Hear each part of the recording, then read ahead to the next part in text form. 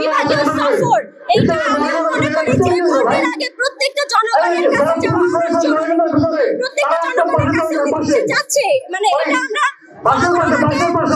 17 বছর উনি বাংলাদেশে ছিল না, তো ওনার এই যে জেলা সফর গুলো অনেক মানে ভিত্তিমূলক একটা কাজ। তো এই কারণেই হচ্ছে যে মানে বাংলাদেশের জনগণ ওনাকে এত তাড়াতাড়ি হয়তো আপন করে নিতে পারছে। তো এই জেলা সফরটা বা বিভাগীয় সফরটা ওনার হচ্ছে যে একটা মানে সফল দিক হবে আমার এই ধারণা। তারেক রহমানকে আপনারা সবাই চেনেন, জিয়া রহমানের ছেলে কিন্তু জেল ছেলে, এর বাইরে তাকে কি হিসেবে চিনেন?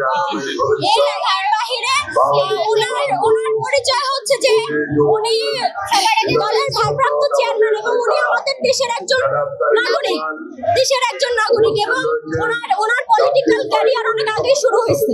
তো উনি বিভিন্ন কারণে হয়তো বা দেশের বাইরে ছিলেন রাজনৈতিক বিভিন্ন সমস্যার কারণে, তো উনি যে আবার ফেরত আসছে, তো আমাদের যে একটা আবেগের জায়গা বাংলাদেশ জাতীয়তাবাদী ছাত্র দল বা বাংলাদেশ জাতীয়তাবাদী দল, তো বাংলাদেশ জাতীয়তাবাদী দলের যে এতদিন যে দায়িত্বে ছিলেন জননেত্রী বেগম খালেদা জিয়া, তো উনি যে আমাদের মানে চলে গেছেন আমাদের ছেড়ে, তো এটার যে একটা মানে গ্যাপ